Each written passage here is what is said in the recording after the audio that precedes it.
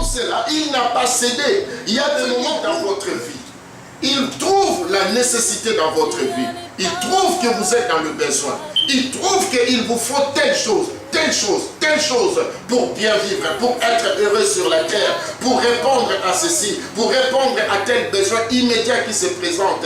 Mais en tant qu'un homme spirituel, en tant qu'une femme spirituelle, en tant qu'un fils de Dieu, quelqu'un qui a la maturité spirituelle, il va discerner le temps et les circonstances. Il sera conduit par l'Esprit de Dieu. Il ne vivra pas par nécessité, mais il va se référer d'abord à la parole de Dieu.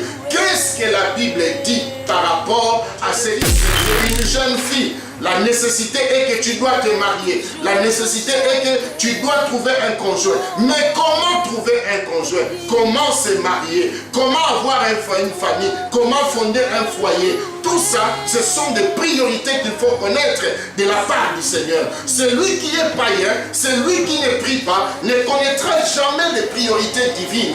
Il verra seulement que moi je cherche un homme pour m'épouser. Un homme tout court, un homme point barre, un homme, qui soit arabe, qui soit islamique, qui soit ceci, il s'en fout. Il suffit que je me retrouve dans un mariage. Et quand tu vis comme ça, sans autre priorité divine, bien-aimé, tu connaîtras Dieu. Ne marche pas en dehors de sa bénédiction. Le jour où Josué devait remplacer Moïse, qu'est-ce qu'il a dit? Josué, quand tu remplaces Moïse là, que ce livre de la loi ne s'éloigne point de toi, ne t'en détourne ni à gauche ni à droite. Observe-le, médite-le, jour et nuit. C'est à cela que tu réussiras. Donc si un homme de Dieu te fait croire qu'au-delà de tes péchés, au-delà de ta vie en désordre que Dieu est en train de mener, il te suffit de lever un autel. Je reviens encore avec cette histoire d'autel où on te dit, viens élever les autels pour que tu sois béni, pour que tu sois élevé, pour que tu aies la victoire dans ta famille, dans ta maison. Fausseté. Il veut juste te bouffer ton argent.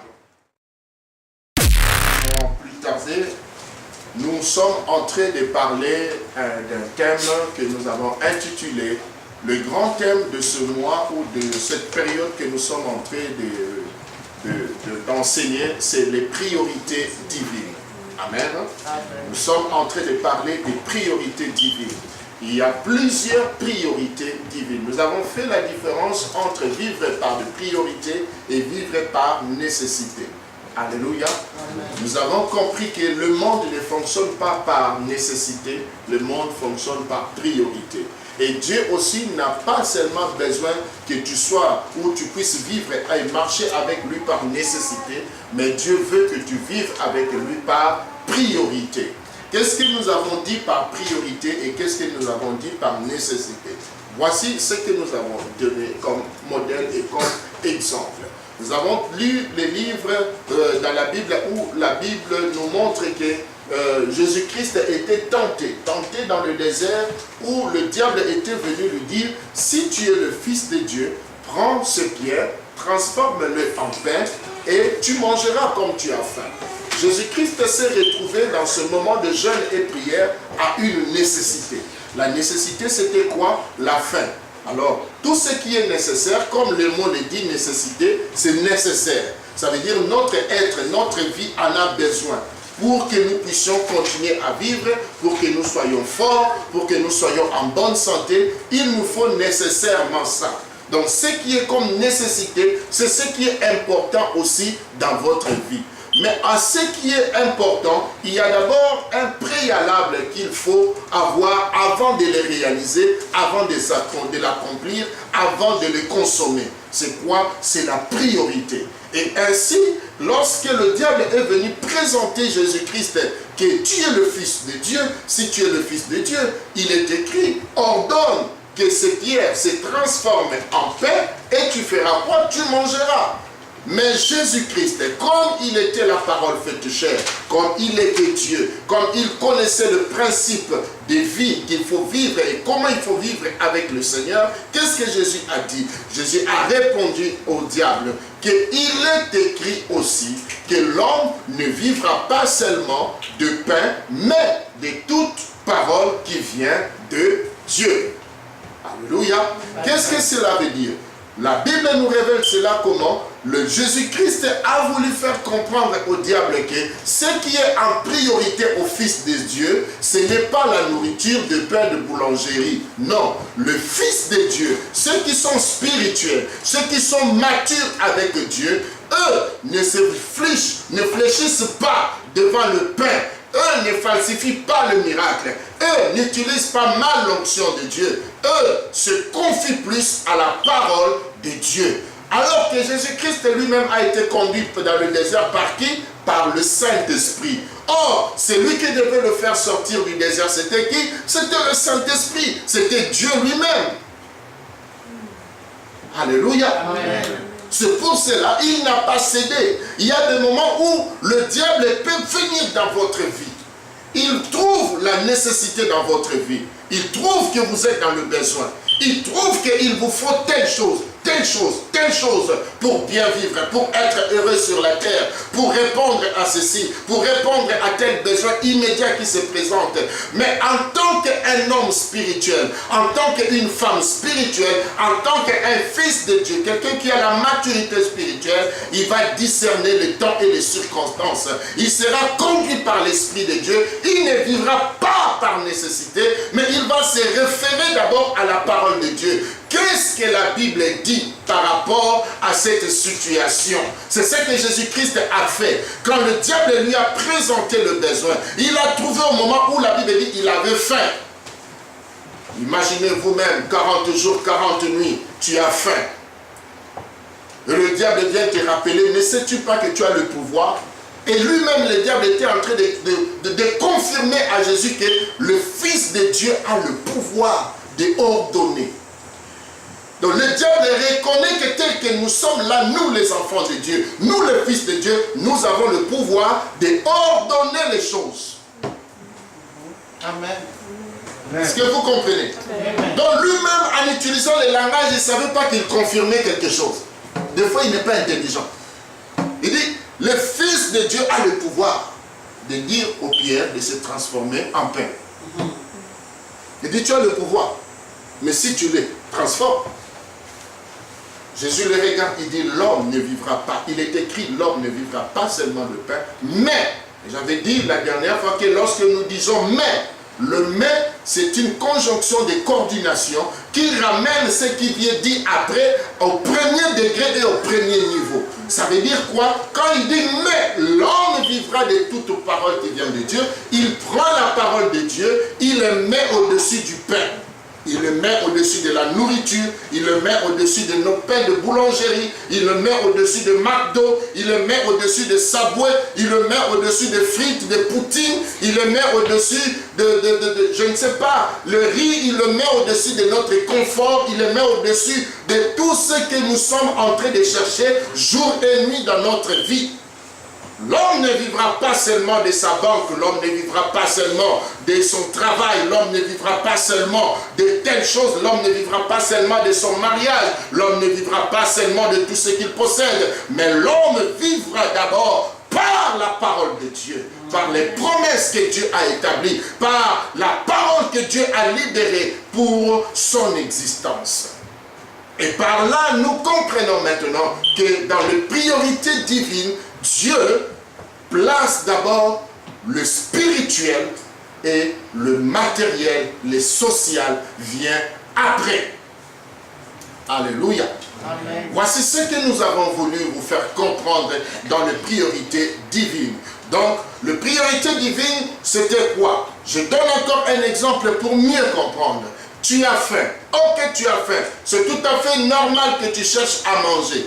Mais pourquoi est-ce que tu ne dois pas manger directement? Tu dois d'abord te laver les mains avant de manger. Voici les priorités là où ça commence. Parce que c'est lui qui va chercher à manger. Sans pour autant se laver les mains, va manger avec des microbes. Et lorsque tu vas manger avec des microbes, tu tomberas malade. Et lorsque tu tomberas malade, tu vas dépenser plus du temps, plus d'argent à l'hôpital. Et après la nourriture que tu as mangée, même si elle était bonne, mais cela a détruit encore ta vie et une bonne partie de ton existence. Tu as perdu le temps. Voilà pourquoi nous comprenons que les priorités sont plus importantes que la nécessité. Ça doit toujours marcher de pair, mais l'autre doit toujours être un peu plus en avant. Et Dieu vit avec nous par priorité et non seulement par nécessité.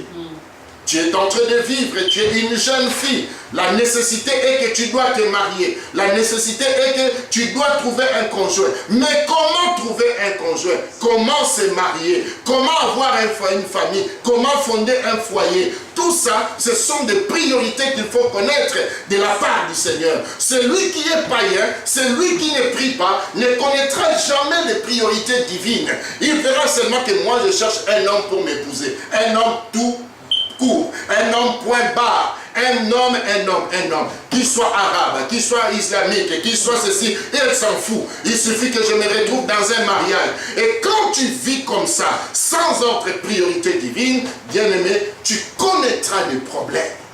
Amen. Parce que dans la priorité divine, la Bible ne nous encourage pas, ne nous oriente pas que les chrétiens puissent aller épouser les païens. Si tu le fais, oui, tu vas te marier, les gens viendront dans ton mariage, nous allons applaudir, nous allons t'accompagner, comme ça sera juste ton choix. Qu'est-ce qu'on va dire? L'église ne marie pas les gens, l'église ne fait que bénir les gens. Mais les conséquences, c'est toi-même qui le vivras. Imaginez tout ce qu'un mari païen peut faire dans ta vie.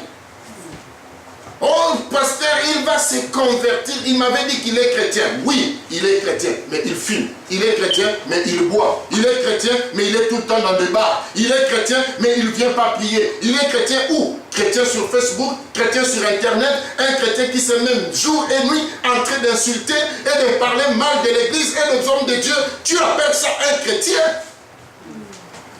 Il restera une grande porte d'entrée dans ta vie quand le tout moment où le diable cherchera à venir te frapper. Alléluia. Amen.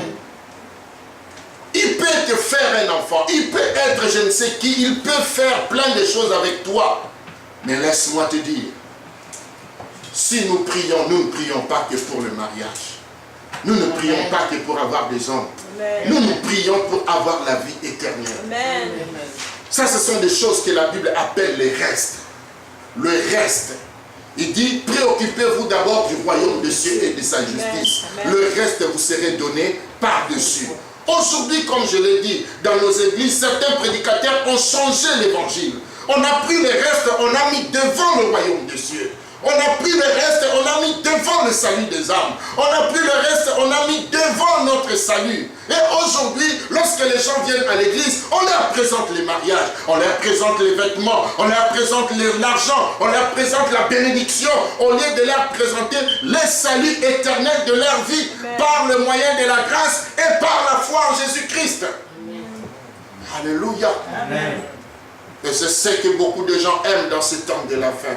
Ne cherchez pas trop à comprendre, ne cherchez pas trop à voir ma vie, ne cherchez pas ceci, ne cherchez pas cela. Vous bénissez-moi seulement. Bénissez-moi seulement. J'ai juste besoin de votre bénédiction, un point barre. Non, frère, ce n'est pas un homme qui bénit. Ce n'est pas un homme qui bénit, c'est Dieu qui bénit. C'est Dieu qui bénit, je vous assure, frères et sœurs. Même si tu es, je ne sais pas quoi, tu as donné 1 million, 1000 dollars, 10 000 dollars. Si tu ne te retrouves pas sur le principe divin, ta bénédiction ne t'atteindra pas. Amen. Tu donneras l'argent aux hommes de Dieu, tu donneras tout ce que tu veux. Après un moment donné, tu vas te rendre compte que tu as gaspillé ton argent pour rien. Parce que la bénédiction de Dieu est un train à 100 à l'heure qui roule sur les rails de principe de Dieu. Dieu ne marche pas en dehors de sa bénédiction. Le jour où Josué devait remplacer Moïse, qu'est-ce qu'il lui a dit? Josué, quand tu remplaces Moïse là, que ce livre de la loi ne s'éloigne point de toi. Ne t'en détourne ni à gauche ni à droite. Observe-le. Médite-le jour et nuit. C'est à cela que tu réussiras. Amen. Donc si un homme de Dieu te fait croire qu'au-delà de tes péchés, au-delà de ta vie en désordre que tu es en train de mener, il te suffit de lever un autel, Je reviens encore avec cette histoire d'hôtel où on te dit, viens élever les hôtels pour que tu sois béni, pour que tu sois élevé, pour que tu aies la victoire dans ta famille, dans ta maison. Fausseté. Il veut juste te bouffer ton argent. Alléluia. Amen. Peu importe qu'il soit, qu'il ait une grande église ou pas, qu'il ait l'argent ou pas. D'ailleurs, cet argent-là, il a eu ça parce qu'il fait ça à tout le monde. Et le temps que vous vous rendez compte que cela ne va pas marcher, lui, il est déjà empoché. Et il va se chanter, se présenter comme un homme riche dehors. Or, ce sont vos argents qu'il est en train de prendre, jour et nuit. Il amasse comme ça, 10 000 à gauche, 10 000 à droite. Le temps que tu te rends compte qu'il t'a dit de fausseté, lui, il l'a déjà empoché. Amen. Et il se présente sur un Facebook, Internet, bien habillé, costume, cravate, avec votre argent du péché. Dieu l'a béni. Alléluia. Amen. Et tout ça pourquoi? Parce que toi, tu n'as pas voulu abandonner le péché. Tu as juste donné l'argent pour avoir une conscience tranquille. Et pensant qu'en donnant à un homme de Dieu, tu peux corrompre aussi Dieu. Non, tu ne peux pas corrompre Dieu, frère. Tu ne peux pas corrompre. Si nous prions pour notre salut éternel. Nous prions pour l'avènement du Christ. Nous prions pour ne pas rater le paradis, pour ne pas rater le ciel. Nous ne voulons pas rester ici. L'église, c'est l'ambassade du ciel sur la terre. Amen. Amen. Et ainsi comprends qu'il te faut vivre selon les priorités divines.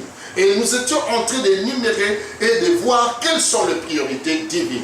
Pourquoi nous sommes en train de parler du combat spirituel dans les priorités divines? Parce que nous avons remarqué et compris que c'est dans ces temps de la fin, la Bible nous dit ceci, que les hommes auront des démangeaisons. Des démangeaisons d'écouter de bonnes choses.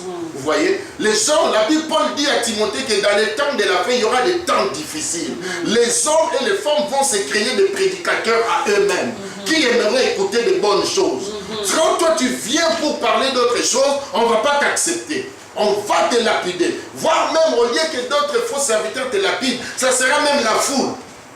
Donc certains chrétiens, faux chrétiens, soi-disant chrétiens ou charnels chrétiens n'aimeront pas écouter ta prédication. Pourquoi? Parce que toi tu vas creuser plus loin, là où eux ils ne veulent pas entendre. Eux ils veulent qu'on puisse leur dire, tu es béni, va de l'avant, Dieu est avec toi, tu es élevé, le Seigneur est avec toi. Va, aujourd'hui tu croiseras un homme qui va te donner autant. Un homme!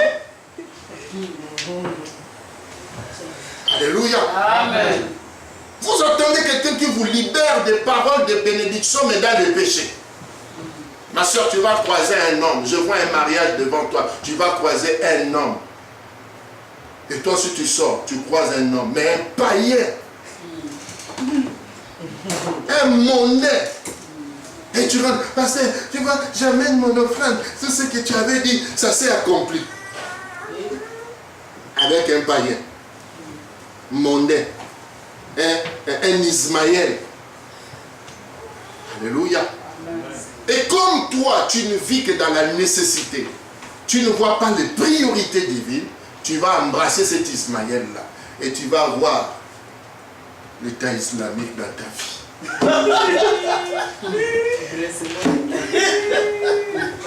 Alléluia. Amen. Mais c'est eux aujourd'hui. Eux, les Arabes sont les descendants d'Ismaël. Vous ne savez pas ça? C'est parce qu'Abraham est sorti de la volonté de Dieu. Tous les Arabes que vous voyez sont les descendants d'Ismaël. Et ils ont produit l'islam, une religion qui vient combattre l'alliance de Dieu. C'est pour cela, peu importe ce que tu fais, fais-le. Tu peux vivre sans Dieu. Mais un conseil, ne meurs pas sans le Seigneur. Amen. Parce que plus personne, nous ne serons plus là pour venir te réclamer, pour te pécher encore davantage. Mais la grande surprise serait que nous ne savons pas à quel jour et à quel moment la mort viendra te surprendre. Amen. Alléluia. Amen. Et nous sommes en train de parler des priorités divines. Qu'est-ce que nous avons dit sur la priorité divine? Nous prenons nos Bibles, 1 Roi chapitre 20. Nous commençons directement au verset 22 parce qu'à partir du verset 1, on avait déjà lu, c'était le premier bataille et nous étions entrés dans le deuxième bataille.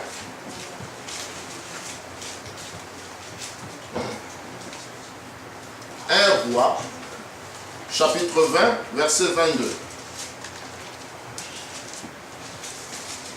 1 Roi, chapitre 20, verset 22.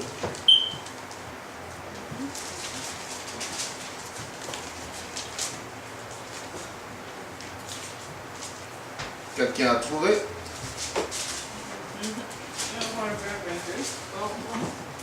Trouvons tous, garantissons-nous que tout le monde a trouvé.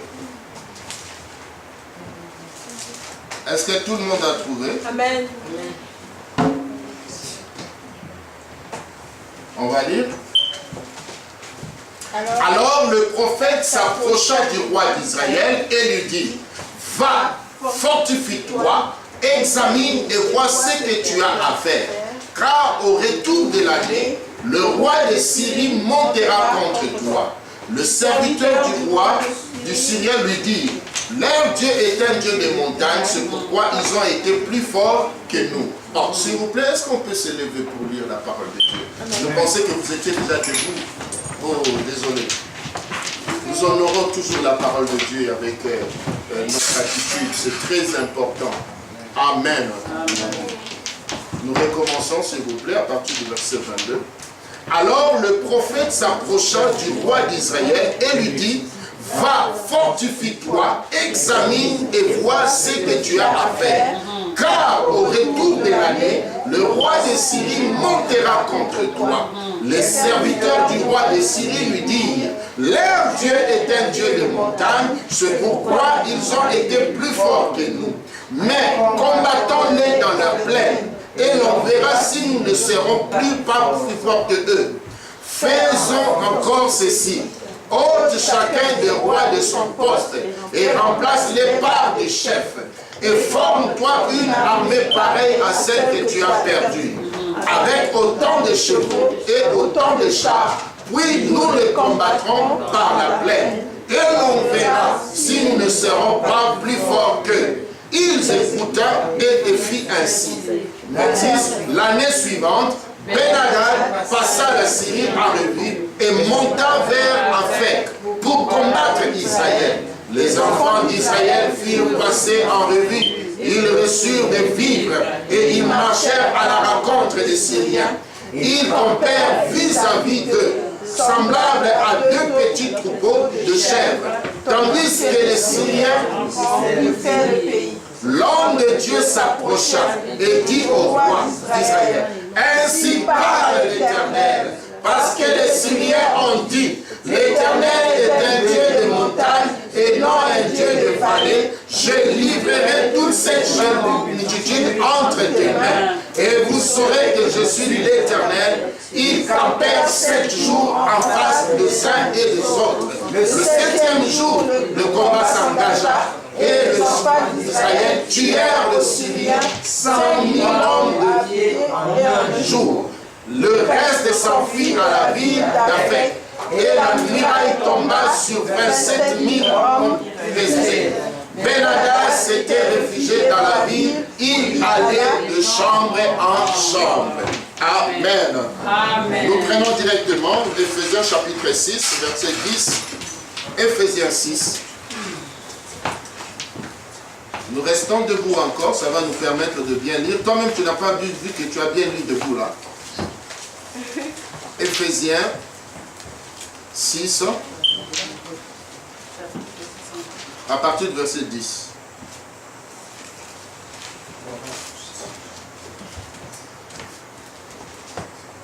Au reste, est-ce que nous y sommes? Amen. Ephésiens dans le Nouveau Testament. Ephésiens dans le Nouveau Testament. Vous allez comprendre ce qui se passe. C'est une vérité spirituelle qui va nous permettre de bien résister, de bien tenir. Ephésiens chapitre 6.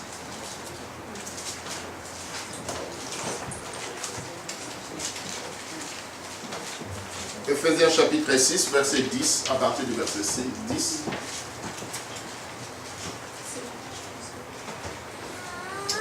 On peut y aller? Amen. Ok. Au reste, fortifiez-vous dans le Seigneur et par sa force toute puissante. Revêtez-vous de toutes les armes de Dieu afin de pouvoir tenir ferme contre le ruse du diable.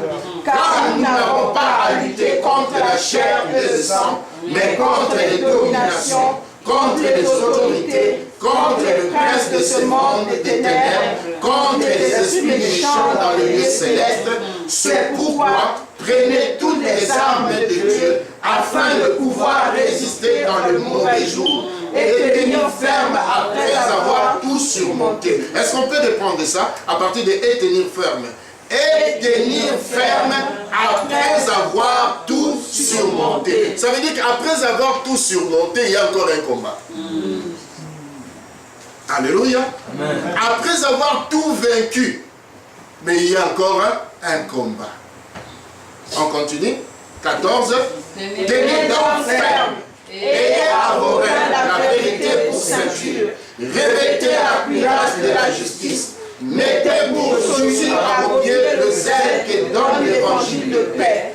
Prenez par-dessus tout cela le bouclier de la foi, avec lequel vous pourrez éteindre tous les traits enflammés du mal. Prenez aussi le casque du salut et l'épée de l'esprit qui est la parole de Dieu. Faites-en tout le temps par l'esprit toutes sortes de prières et de supplications. Veillez à cela avec une entière persévérance et priez pour tous les saints. Ah, oui, bon, là c'est déjà bon. Amen. Amen. On va juste essayer d'expliquer un peu, mais on va continuer ça le dimanche prochain. Voici ce qui se passe, frères et sœurs. La Bible nous dit ici, nous montre ici que Israël avait vaincu. Amen. Amen. Ils ont vaincu le premier bataille sur la montagne. Lorsque le roi de Syrie a trouvé qu'ils avaient perdu, les conseillers sont venus le voir. Nous avons perdu parce que nous avons combattu Israël sur la montagne, parce que leur Dieu est un Dieu des montagnes. Descendons cette fois, allons les combattre encore. Maintenant, changeons de terrain, nous descendons sur la plaine. Et nous allons voir que nous allons le vaincre. Parce que leur Dieu n'est qu'un Dieu de montagne. Il ne saura pas les défendre sur la plaine. Nous avons expliqué ici, la montagne dans la Bible montre une dimension spirituelle. Lorsque vous voyez la montagne dans la Bible, ça révèle une dimension spirituelle ou un côté spirituel qui n'est pas charnel. Amen. C'est pour cela que vous allez entendre qu'il faut monter sur les montagnes pour aller prier. Il y a même d'autres personnes jusqu'aujourd'hui dans notre communauté ou dans la vie quotidienne pour prier, ils doivent aller sur des montagnes pour aller prier. Et la Bible dit, l'heure vient où les vrais adorateurs n'iront plus sur une montagne ni à Jérusalem pour adorer le Seigneur. Amen. Pourquoi ils disent ni sur une montagne et ni sur Jérusalem? Pourquoi? Parce que les deux endroits représentent la dimension spirituelle pour atteindre Dieu. Alléluia. Amen. Jérusalem est montagne. On ne peut plus aller là-bas pour adorer Dieu. C'est en esprit et en vérité. Maintenant ici, le conseiller de ce roi-là est en train de confirmer que leur Dieu est plus un Dieu spirituel. Quand vous le combattez dans les dimensions spirituelles, ils vont rester forts. Maintenant, il dit quoi? Changeons de dimension. Descendons maintenant sur la vallée. Quand vous descendez sur la vallée, qu'est-ce qui va se passer? Lui, il dit quoi? Que leur Dieu reste plus spirituel, mais ne descend pas dans leur maison. Leur Dieu reste dans les charabababababa et de longues prières, mais leur Dieu ne descend pas dans leur maison. Leur Dieu ne descend pas dans leur bureau du travail. Leur Dieu ne descend pas dans leur couple. Leur Dieu ne descend pas dans leur famille. Leur Dieu ne descend pas dans leur projet. Leur Dieu n'entre pas dans l'université. Leur Dieu n'entre pas dans les études de ses enfants. Leur Dieu reste tout le temps dans des jeûnes et prières là-bas plus haut. Mais leur Dieu ne descendra jamais dans des petits détails de leur vie quotidienne. Heureux! Or, quand ils étaient en train de parler comme ça, Dieu les écoutait. Alléluia. Amen. Frères et sœurs, nous prions un Dieu souverain de tous les temps, du nord, de l'ouest, du sud et de l'est, de midi comme de la nuit, comme du matin. Dieu est souverain. Il est le maître des temps et des circonstances.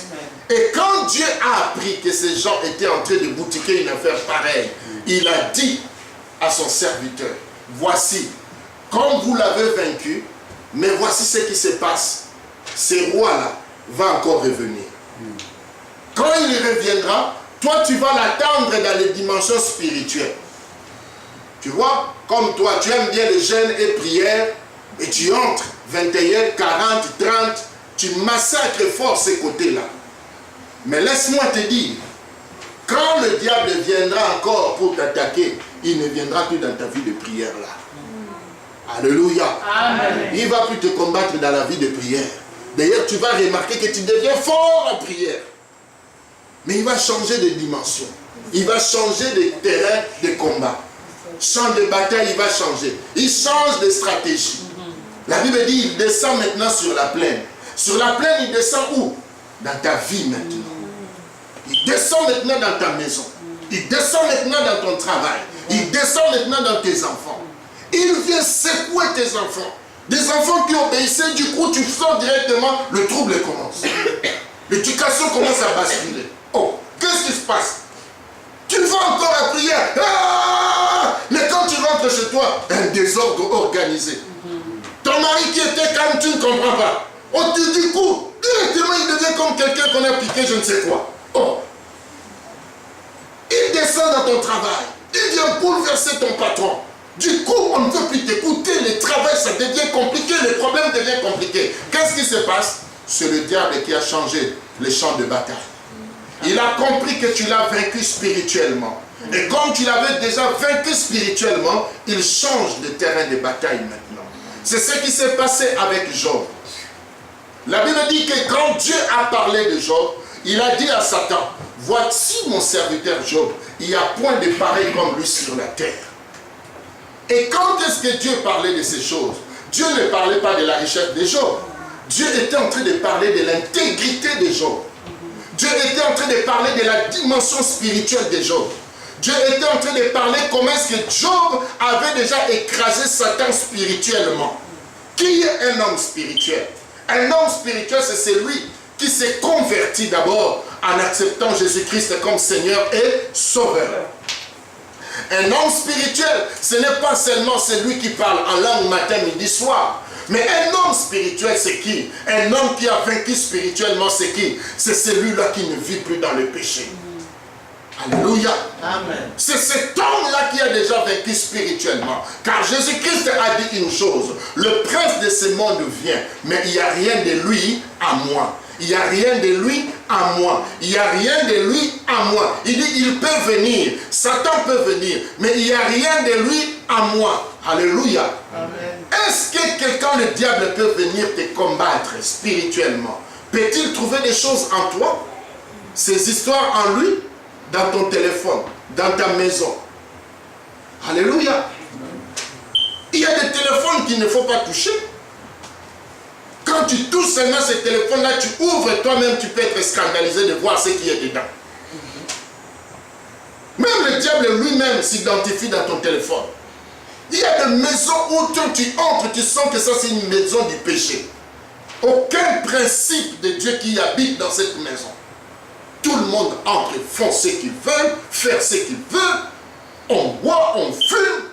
Quelqu'un détruit je ne sais quoi, il vient trouver refuge chez toi, dans le péché, dans tout. Tu embrasses tout le monde, tu mélanges tout le monde chez toi. Alléluia. Je ne dis pas qu'il ne faut pas recevoir les gens, mais je ne dis pas qu'il ne faut pas que ta maison soit une caverne de voleurs. Amen. Amen. Et le diable ne doit pas trouver ce genre de choses en toi. La Bible nous présente que Job, qu'est-ce qu'il faisait? Quand ses enfants se réunissaient, après une fête, qu'est-ce que Job faisait? Job vient sanctifier ses enfants. Il donnait des offrandes, des pardons. Il disait parce que je ne sais pas, peut-être que mes enfants ont offensé Dieu quelque part. Alors qu'est-ce que je fais? J'intercède pour eux. Il sanctifiait, purifiait sa maison, purifiait ses enfants, de telle sorte que le diable n'arrivait pas à toucher la vie de Job.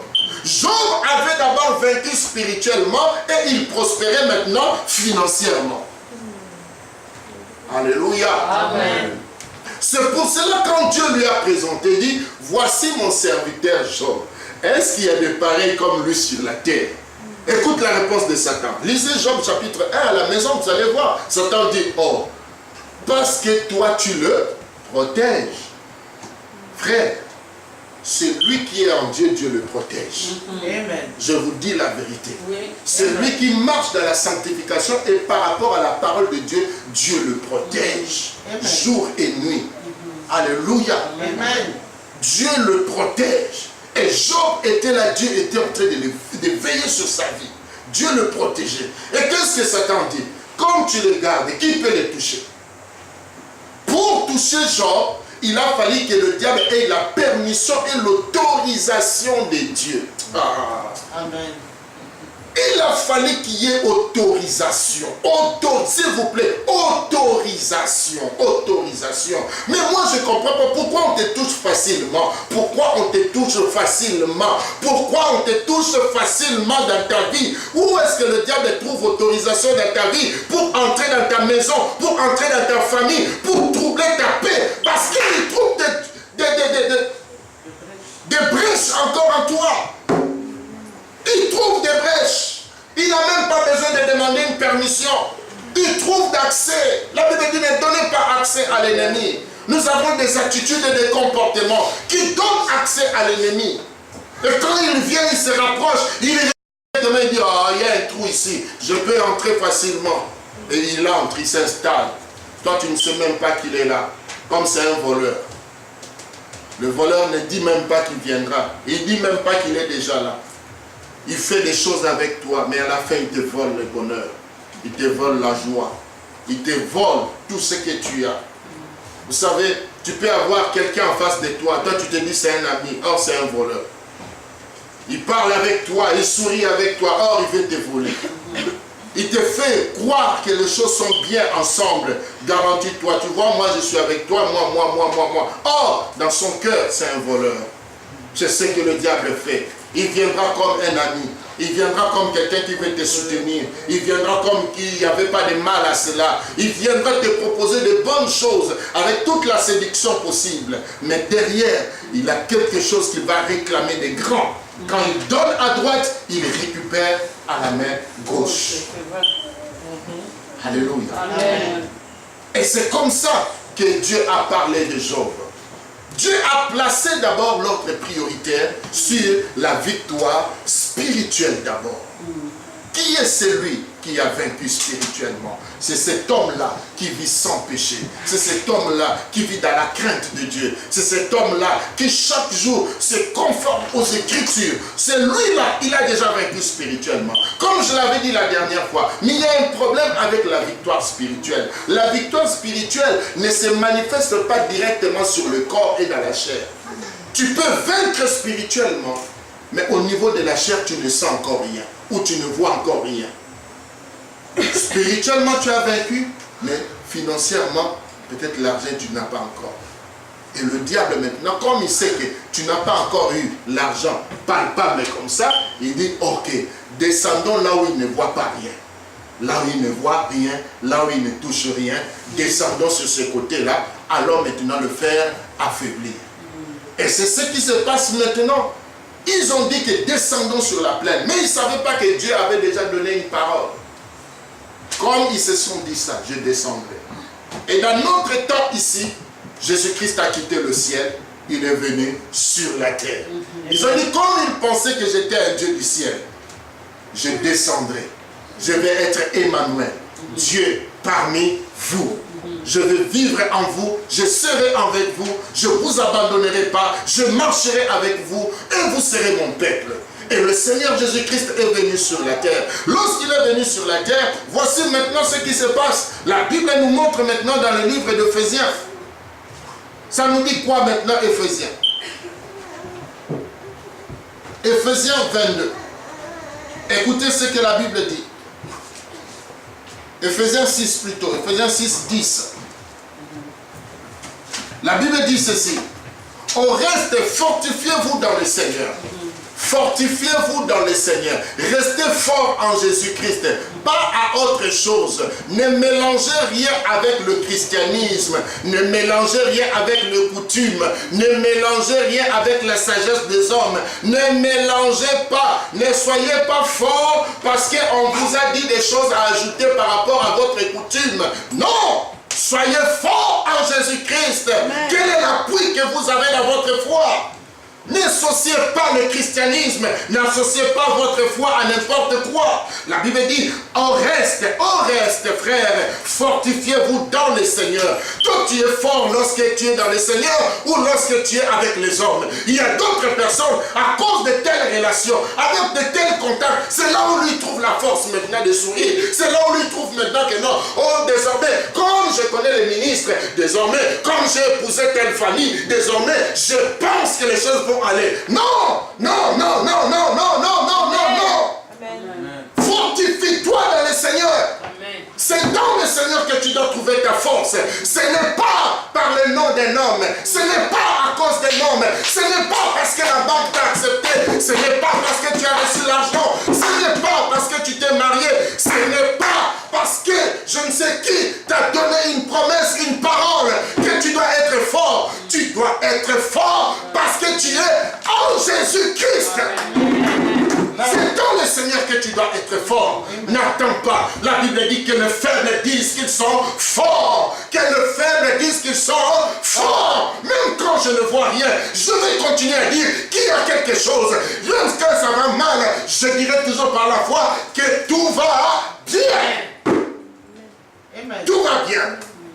Comment tu vas, mon frère? Oui, ça va bien. Alors que je n'ai pas mangé. Oui, ça va bien. Alors que mon compte est resté vide. Oui, ça va bien. Tout va bien chez toi? Oui, tout va bien. La Sunamite, lorsqu'elle a perdu son fils, le prophète lui demande, femme, tout va bien chez toi? Il dit oui, tout va bien. Or, elle avait laissé un cadavre dans sa maison. Son fils était mort. L'unique fils était mort. Tout va bien, madame? Oui, tout va bien. Quelle foi, quelle détermination. Où sont les chrétiens qui peuvent expérimenter leur foi aujourd'hui? Dès que ça bouge un peu, nous tremblons, nous pleurons. La Bible nous dit, lorsque Pierre a été arrêté, qu'est-ce que l'Église faisait? L'Église s'était mise en prière. L'Église priait, ça priait, ça priait, ça priait. Mais nous, lorsque nous avons des problèmes, qu'est-ce que nous faisons? Nous nous lamentons. Lamentons. Oh, Dieu m'a abandonné. Dieu m'a abandonné. Même quand tu dis que Dieu t'a abandonné, tu ne sais pas que tu insultes Dieu, parce que Dieu a dit je ne t'abandonnerai point. Ces paroles éclairent noir sur blanc dans la Bible. Comment peux-tu insinuer que Dieu t'a abandonné? Dieu ne peut jamais abandonner. Ce vocabulaire doit sortir de ta bouche. Ce vocabulaire doit être rayé totalement. Dieu n'abandonnera personne. Personne. Alléluia. Amen. Même dans la mort, Dieu ne t'abandonnera pas. Même quand tu mourras, Dieu ne t'abandonnera pas. Il a dit, mon serviteur ne connaîtra pas la pourriture, ni la corruption. Amen. Si tu meurs, meurs dans le Seigneur. Voilà pourquoi même quand nous vivons déjà pour Christ. Et nous vivons en Christ. C'est-à-dire, nous n'existons plus. Si nous vivons avec lui. Et le Seigneur a dit, fortifiez-vous, fortifiez-vous dans le Seigneur, fortifiez-vous dans le Seigneur. Et par sa force toute puissance. Quel est le degré, la dimension de la force que tu connais de Dieu? Ton assurance viendra lorsque tu comprendras que ton Dieu est le Tout-Puissant, le souverain, maître des temps et des circonstances. C'est pour cela, moi, quand un problème arrive, je regarde de gauche à droite. Et après un moment, je dis, mais Dieu est souverain. Dieu créateur du ciel et de la terre. Même si ça tourne mal, je commence d'abord à m'étorcher moi-même. Qu'est-ce que j'ai commis un péché? Je regarde. Quels sont les principes que je n'ai pas respectés? Oh, tout est OK avec moi? Oui. Donc, Seigneur, je n'ai rien fait. Donc, tu es au contrôle. Je reste en paix. Je reste en paix, je sais que mon Dieu est au contrôle. Mais lorsque je me torche par rapport à la parole de Dieu, je me rends compte que là, je faillis dans quelque chose, je pars me repentir. Je cherche la grâce de Dieu, j'entre dans la repentance. Seigneur, sauve-moi parce que là, c'est moi qui ai commis l'erreur. C'est moi qui n'ai pas adoré, je n'ai pas apprécié telle chose, je n'ai pas suivi tes recommandations, je n'ai pas compris, j'étais distrait, je n'étais pas sensible, Seigneur. Fais-moi sortir de cette situation. Et la grâce de Dieu vient me récupérer au fond, là où tu es en train de te perdre. Alléluia. Amen. Revêtez-vous de toutes les armes de Dieu. La Bible dit des armes de Dieu, pas les armes des hommes. Les armes de Dieu. Les armes de Dieu, pas les armes des hommes. Les armes de Dieu. J'aimerais bien que nous retenons cela. Revêtez-vous des armes de Dieu. Pourquoi? Afin de pouvoir tenir ferme contre le ruse du diable. Vous voyez ce qui se passe? Le diable a été dépouillé. Il n'a plus de puissance. Il n'a plus de pouvoir. Tout ce qui reste au diable, c'est quoi? Les ruses. Les ruses. Les ruses. Bien aimé, celui qui est fort ne viendra pas faire de ruses. Vous savez le ruse c'est quoi? C'est quelqu'un qui vient chercher là. Oh bonjour sœur Marine, ça va? Ça va? Il attend que tu tournes les dos. Dès que tu tournes les dos, après, il te coach. Ouais. Vous voyez? Mais celui qui est fort, il vient comment? C'est toi qui as parlé de moi. Parce qu'il sait qu'il est fort, il va t'affronter, il peut t'écraser. Ouais. Mais celui qui a la ruse, qu'est-ce qu'il fait? Il ne faut pas aller face de lui, sinon il va t'écraser, il est très fort. Il faut contourner, chercher où est-ce qu'il est faible. Et quand tu ne trouves pas la faiblesse, il faut utiliser la ruse. La ruse là, c'est quoi? Il faut chercher des choses qu'il aime, des choses qui peuvent l'affaiblir, des choses qui peuvent te permettre d'entrer en lui sans qu'il se rende compte que tu l'as déjà infiltré en lui. Voici ce qui reste du diable dans sa vie, c'est ça, le ruse. Les ruses. C'est pour cela que tu ne dois pas avoir peur du diable. Il est comme un lion rugissant. Il est comme, on dit, la Bible dit comme seulement. Comme un lion rugissant, cherchant qui dévorer. Mais il est incapable de toutes ces choses-là. Alléluia. Amen. Afin de pouvoir tenir ferme contre le ruse du diable, car nous n'avons pas à lutter contre la chair et le sang, mais contre les dominations, contre les autorités, contre le prince de ce monde de ténèbres, contre les esprits méchants dans le lieu céleste. C'est pourquoi prenez toutes les armes de Dieu afin de pouvoir résister dans le mauvais jour et tenir ferme après avoir tout surmonté. Frère, après avoir tout surmonté, il y a un combat aussi qui vient. Oui, j'aimerais dire à quelqu'un, après avoir tout surmonté, il y a un combat qui va venir dans ta vie. Tu peux avoir vaincu le célibat. Il y a un combat de bonheur qui peut venir après dans ta vie. Il y a un combat de stabilité financière et sociale qui peut venir dans ta vie. Parce qu'il s'est dit que tu as vaincu. Première bataille, tu l'as eu. La deuxième, il se prépare. Pendant qu'il se prépare, l'homme de Dieu a dit au roi, examine-toi, prépare-toi aussi. Pendant qu'il se prépare, nous aussi nous devons nous préparer par la parole. Nous aussi nous devons nous préparer dans l'église. Nous aussi nous devons nous préparer dans la prière. Nous aussi nous devons nous préparer par les instructions du Seigneur. De telle sorte que quand le diable va venir encore, et cette fois la Bible nous dit quoi? Prenez les armes de Dieu. Ne prenez pas les armes des hommes. Le dimanche prochain, nous allons découvrir quelles sont les armes de Dieu. Amen. Alléluia. Amen. Nous attendons beaucoup de choses pour combattre le diable. Nous faisons des fois la guerre en désordre. Et nous perdons des batailles. Nous prenons nos propres armes à nous et nous venons l'utiliser contre le diable. Et quand il te regarde comme ça, il rit même. Il dit, c'est avec ça que tu viens me combattre. Nous voyons le monde vient. Oh, si tu ne veux pas que les gens touchent à ton argent, il faut mettre du piment derrière tes histoires. Si tu ne veux pas que les gens touchent, il faut mettre telle couleur devant. Il faut aller acheter une pierre qui va te protéger. Va en Chine, va ceci, tu vas acheter telle chose, tu vas mettre telle chose dans ton sac. Viens, une maman va te laver le corps. Comme ça, tu vas avoir des chances et des bénédictions. Tu vois là, ton mari que tu n'arrives pas à saisir, tu vas faire telle chose. Voici les armes que nous utilisons contre le diable. Or, ce sont ses propres armes. Lui-même l'a fabriqué, lui-même a l'antidote, lui-même connaît tout, lui-même manipule ça et il vous donne ça pour venir les combattre lui-même. Amen. Oh, quelle victoire tu vas avoir. C'est pour cela Paul dit, prenez les armes de Dieu. Les armes que Jésus-Christ a utilisées pour vaincre le diable à la croix de Golgotha. Il a écrasé, la Bible dit, il a déchiré l'acte qui nous condamnait. Il a pris l'acte et dit, toi, donne. Sia, il déchire. Il a dépouillé Satan de tout son pouvoir, de toute son autorité devant nous. Et plus rien ne peut nous nuire. Et dans notre deuxième bataille, Jésus-Christ, la Bible dit ceci, prenez les armes de Dieu. Alléluia. Amen. Est-ce que nous pouvons nous lever pour prier?